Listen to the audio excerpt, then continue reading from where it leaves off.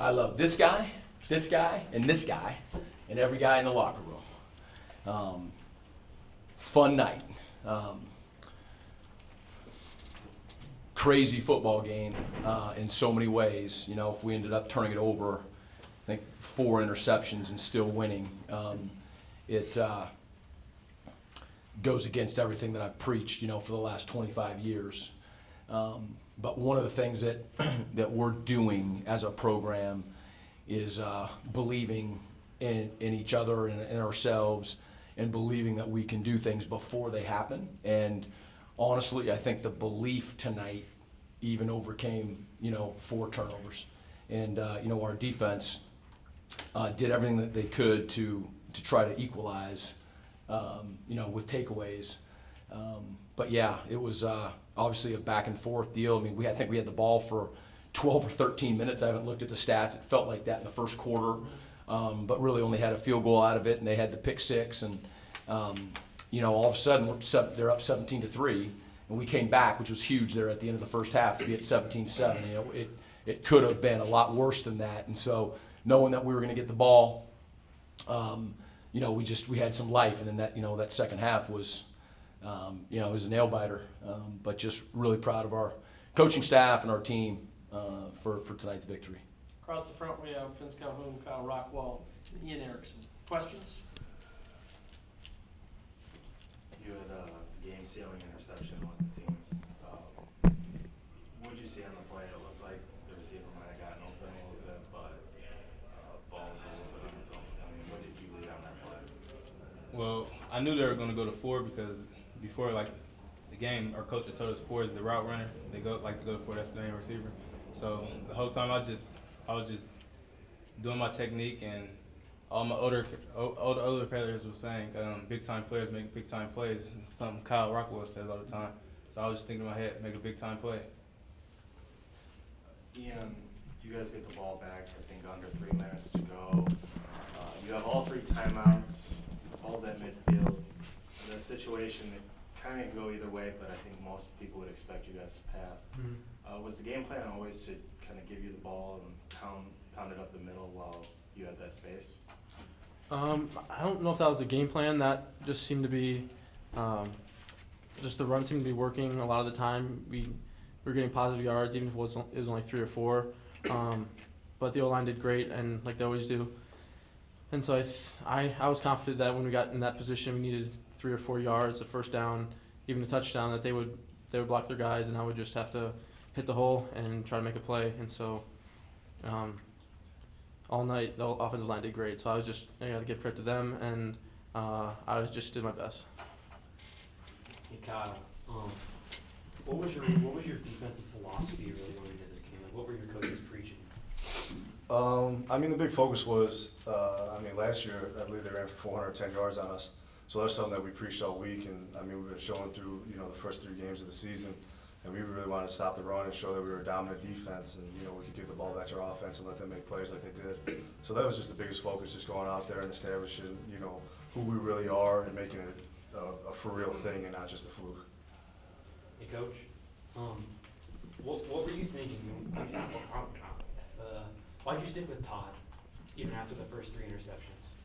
Yeah, you know, he was our guy, you know, going into it, and he did a lot of things right in this game. Made some costly decisions in balls, and you know, I've said all along, there's a lot of talk about, you know, who's the starter and whatnot, and I believe that you need 2. And you know, this was case in point. It wasn't due to an injury or whatnot, but you know, when Todd was, you know, not making some perfect decisions going all the way through the game, you know, Brogan came in and got it done, led us to that final touchdown. To answer that in a different way, Coach DeBoer coaches the quarterbacks, but that's all I've ever done is coach quarterbacks, and that's the position that I played. And it's art and science. You know, there's an art to it as well. There's a feel. You know, you just know when, you know, a guy's just kind of having one of those days where it's just not going to get better, and that wasn't necessarily what I saw in his eyes, you know, and whatnot, even though he was making some poor decisions at times. And really part of the reason that we made the switch to was we needed some life. You know, that's just again a feeling thing on the sideline. You know, what can we do just to pump, you know, some life and belief back into our guys, and so that was part of the answer.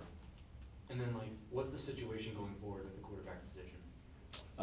You know, all I've been doing is hugging guys in the locker room right now. You know, I'm proud of both of them. I can tell you this: we do shout outs at the, you know, in the locker room where guys get up and just get say, you know, a shout out, something positive about a teammate. And the very first one was Todd Porter at Brogan Roback. And when you got that going, you got something special. Can you talk about the goal line stand? I think it was towards the end of the third quarter. Allen goes up, flying through the air. You guys make a stop right there on the line. Then you get the ball start. Then you get the block kick. How big was that? There's, you know, big is not a big enough word. First of all, what a phenomenal play by Josh Allen. You know, you talk about leaping buildings in a single bound. He, you know, and we got him for a series and a half. I think Eastern Michigan football knows how special he is more than anybody else, because remember he just played for a little bit in the North Dakota game last year, but he started in our game last year. Excuse me, and I think he's special. And I mean, that play was incredible by him. The false start and then the blocked field goal. I mean, you know, that's just football. You know, that's why you play the games and the craziness that can happen. You know, we're very, very fortunate, and you know, fortune sometimes is mixed in with a lot of good technique and a lot of hard work and a lot of belief. So that was a huge part of the game. Coach, I'm sure you noticed this towards the second half and the later stages of the game, the student protest.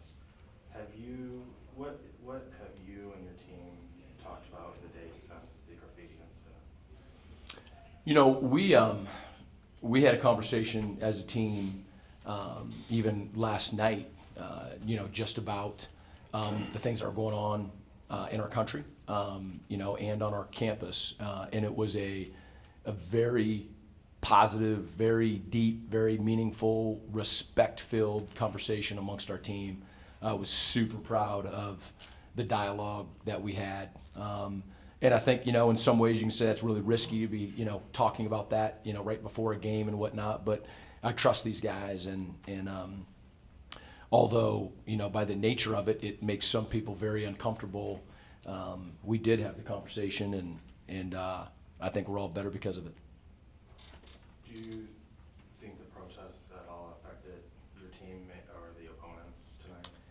You know, I can't, you know, answer whether it affected. You know, I had a couple conversations with the referees. You know, as you know, they were kind of inching closer and whatnot. It didn't affect us. I just didn't think that it was. It just didn't seem like it was some aggressive, you know, kind of problem. But you know, I mean, they were inching closer and whatnot. But I can't answer for Wyoming or even for all of our guys. You know, the officials kept saying, you know, we're just going to trust the, you know, security to do their job and whatnot. Anything else for coaches or players? Thank you all. Go Eagles.